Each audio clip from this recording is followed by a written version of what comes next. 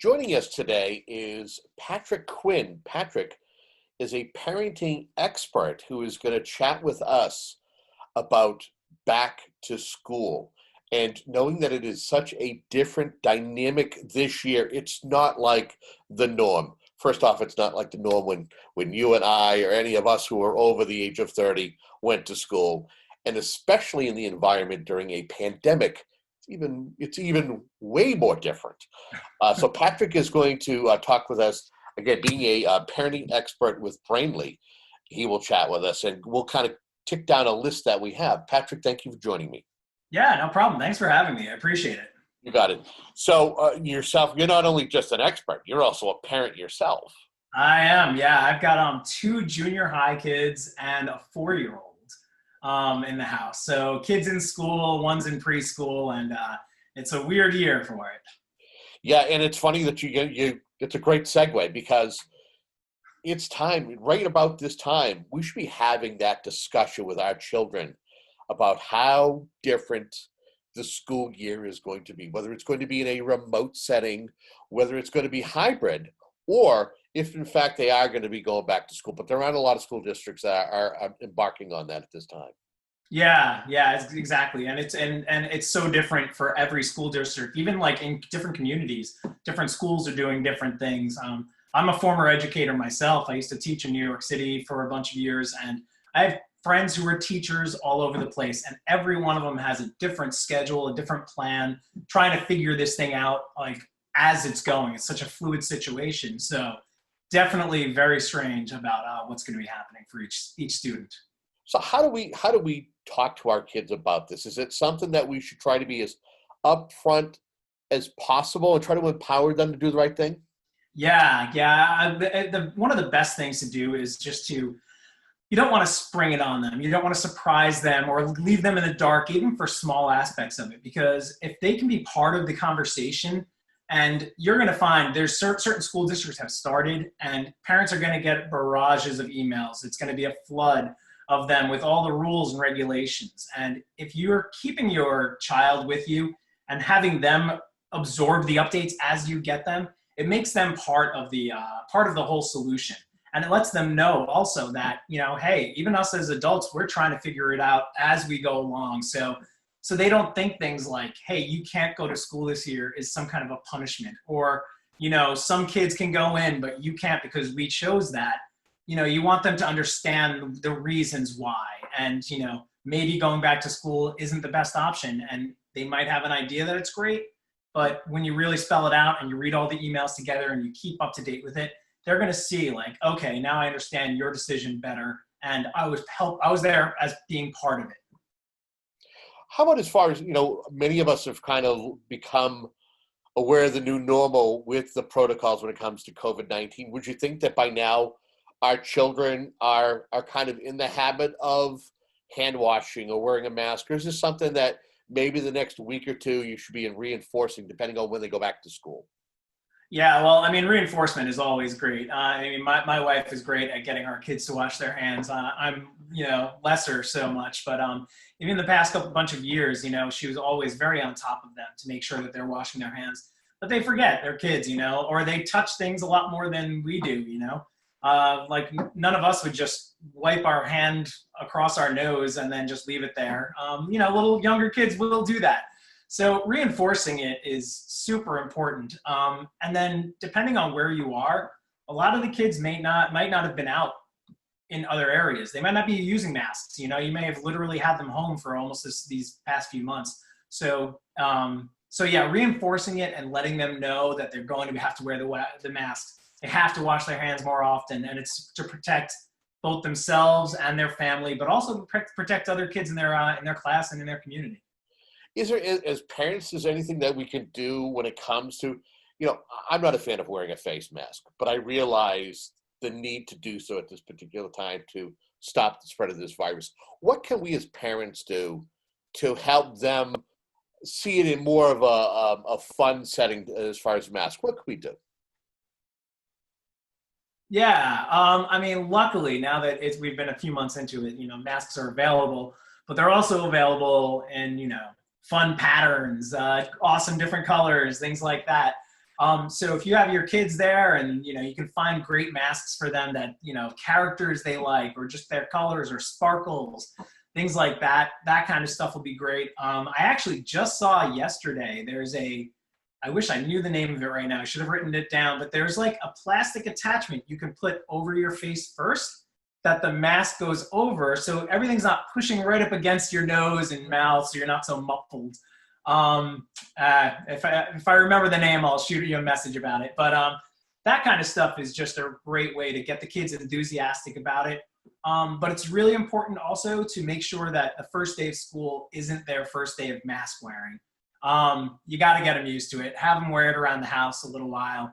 And another really important thing, especially for the younger ones, remind them not to trade, especially if you're buying the awesome masks. You don't want to send them in with like a My Little Pony mask and they come back with a Shimmer and Shine mask and you're like, where the heck did that thing come from? It's like, oh, I traded Sally, and that's just gross. And yeah, terrible, terrible thing. But you got to remind the kids, don't trade, come back with the one I sent you in with. Many parents probably have already kind of have a makeshift area for their children if in fact there is a hybrid or if there's a full-on remote. How important is a learning command center, and what are some of the things that we should keep in mind as parents? The space, what it should have. Yeah, this was a big issue around our house. My kids, they really thought that they were going to be doing their learning from their bed or in the couch, near the TV. And it was a little bit of a wake-up call when we had their stuff set up for them. Here's your table. You're going to be sitting upright. This is where all your stuff is going to be. So it was a little bit of a battle to get them to accept that. But having it is just really, it's super important for the kids to not only stay alert and be in the moment on their screen when they need to be, without the distractions of a bedroom and all that kind of stuff. But also, once they start getting used to that space being their command center, then once they're conditioned for it, they sit down, they get into a certain zone of, okay, this is my education spot. As parents, we want to make sure they're set up for success with, they have their computer, their charger is there. You don't want to go scrambling around the house for a charger that might be plugged into a closet somewhere. Any calculators, headphones, especially if you have multiple kids around the same table, noise canceling headphones to sit there so they're not interrupting each other. So setting up that spot it's just going to make the year a lot more successful. And even if you might have to battle the kids at first, once they're used to it, it'll go really smoothly. It'll make the class learning a lot better.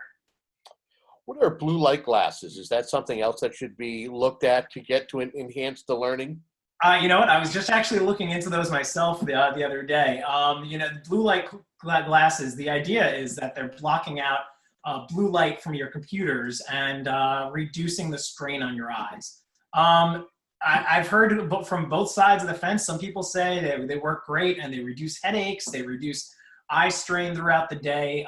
Other people are like, I've never noticed a difference, but if somebody is having trouble, like with their maybe getting headaches after looking at the screen all day, or their eyes are just feeling tired and wiped out, it might be a great thing to look into. And they're not expensive. You can get ones on Amazon for about $10 or $15 that are as effective as designer ones.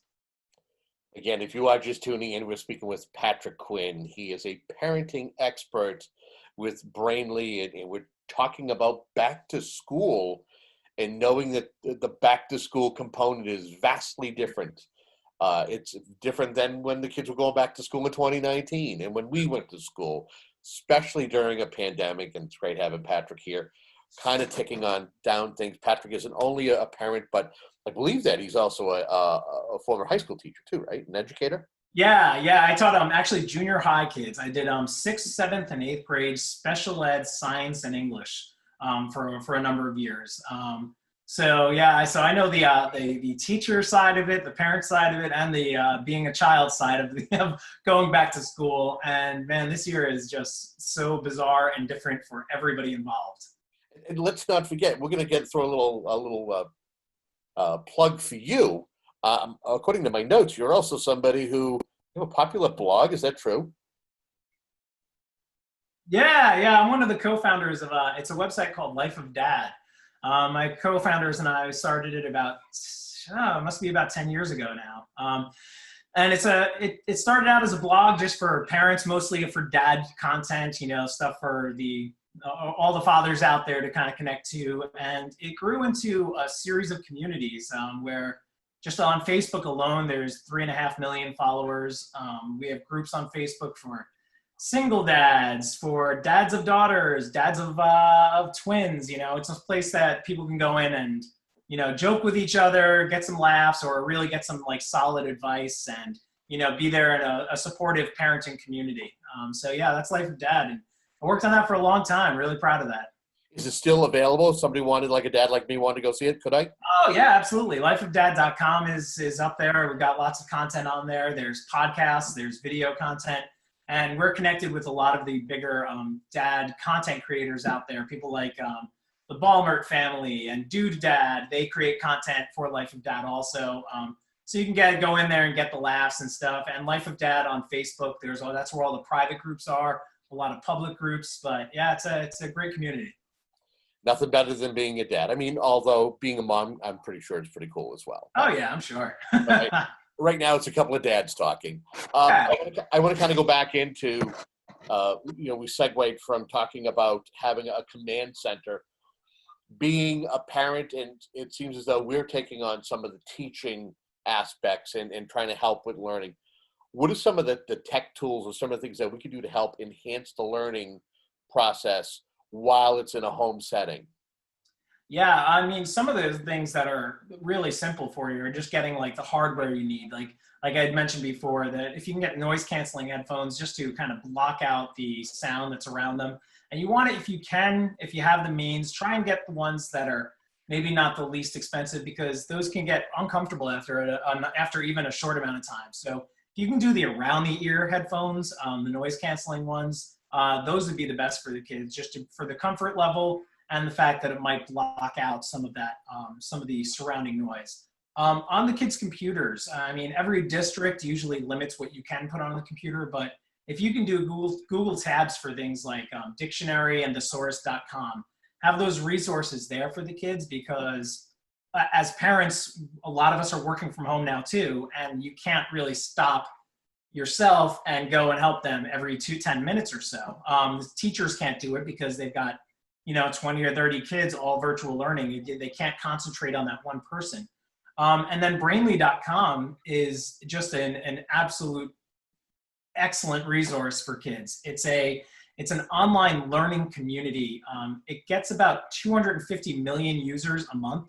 It's basically kids helping kids with subjects that they're not strong with. So if your son or daughter has a problem with a subject, they can put in a question or ask like, hey, I need some help with this. And kids around their age from anywhere around the world will jump on and say, hey, here's a great way to find the solution. And they walk them through the problem. It's not like an answer farm. They're not just going to be like, here, the answer is 22. Don't worry about the process. It's actual learning where the kids are helping each other.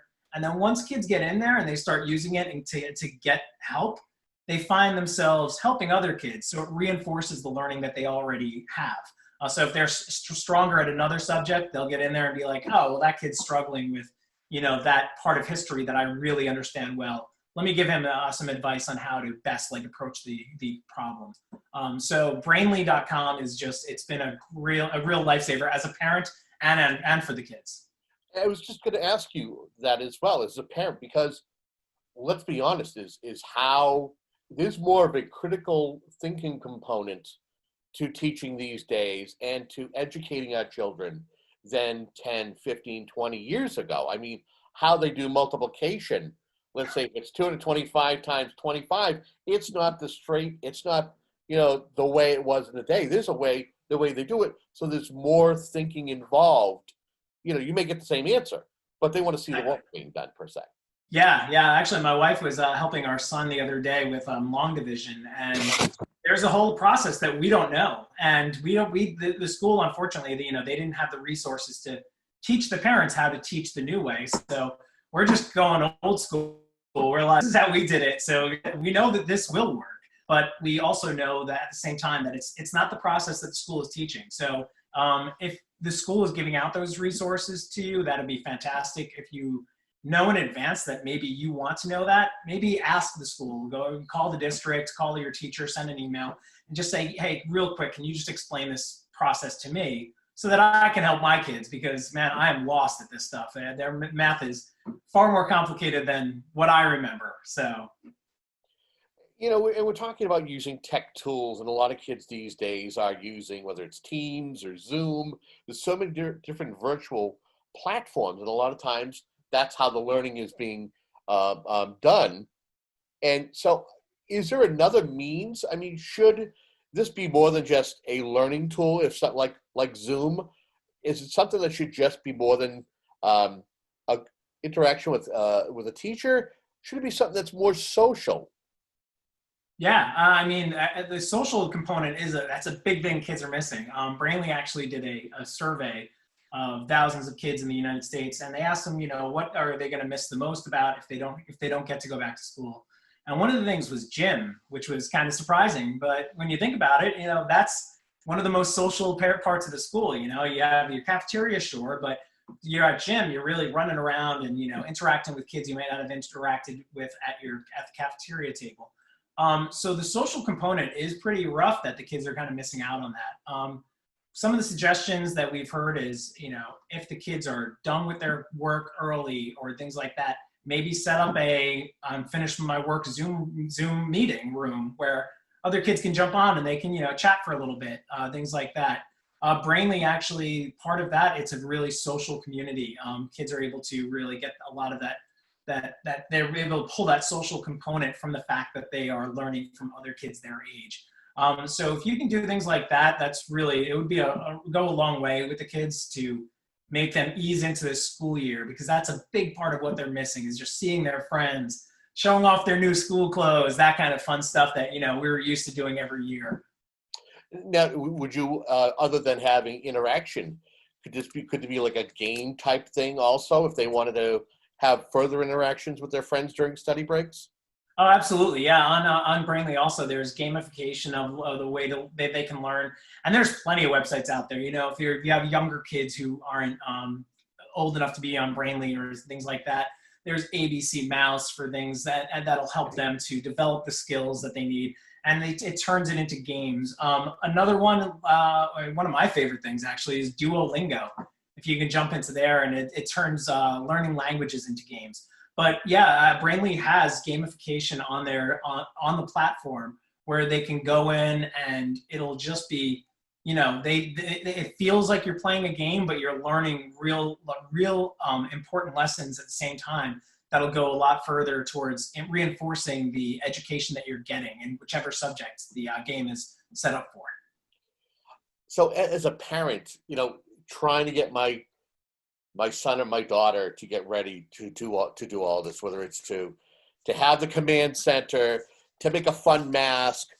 What do I do to kind of, again, you mentioned it about being able to show off your new school clothes. What can I do as a parent to build excitement and be able to inspire some regular positivity? How do I build it up in myself and have it something that my children will sense and be able to do themselves? Yeah, that's a great question. One of the things is really, it kind of goes back to what we first talked about, is getting the kids involved in the conversation early and letting them know that this is something we're all figuring out, because then maybe they'll be more excited thinking like they're part of the process of learning it. And it's a little bit of a surprise for the kids to be like, whoa, the adults don't know it, like, oh, Mrs. Greenstein, she doesn't actually know what's happening, but she's going along with the process also. So that's always a good thing. If you can, do the online shopping for new school clothes with your kids. Have them, order the clothes, get the stuff they want, like as if you were going to the mall, which you would have done last year. Ordering school supplies too. That's a big thing for my daughter. She loves getting the new school supplies. Make them a part of that process. Get them excited for the first day of school. If you could do a special breakfast or something like that. Try to keep whatever traditions you had from when they were going to in-person. Do it again this year. Everybody should be doing their first day of school pictures.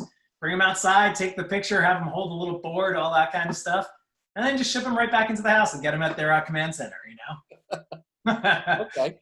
Well, now, one thing that we haven't traversed or talked about, you can't go to school or you can't be doing schoolwork because a part of it is lunch or your snacks. What should we do as parents to make sure that they're having a good meal or they're having a good snack? Yeah, setting up snacks just like it would be a school day it's a really great idea. Maybe every Sunday you can ask your kids, "Hey, what are you going to want for lunch this week?" You know, maybe switch things up. You can create. I mean, if you're really ambitious, create a weekly menu for like as if it's something new for every day to have something new in the cafeteria, being your kitchen. But if you don't maybe have the time or the inclination to do something like that, just get the kids talking about what they want at the beginning of the week. Buy those snacks, but make them healthy snacks. You know, try not to get stuff that's going to really bog them down and get them dozed off during the day. Light snacks, healthy snacks throughout the day, lots of fruits and vegetables. Have that in the fridge, in the drawers. Make that like if you can, have an unlimited drawer. Like that's what we have, a drawer where anything in here you can have as much as you want. If it's carrots, it's apples, it's celery, that kind of stuff. Then there's another spot where you can have one of these a day, you know, you choose wisely. You want to eat your cookies at 10 a.m. That's it, you know? But having that stuff there for them, it'll help both of you guys because it'll keep them more alert. It'll help them feeling better throughout the day. And, you know, mentally they'll know like, hey, I was part of the process of, you know, choosing the meals for the week.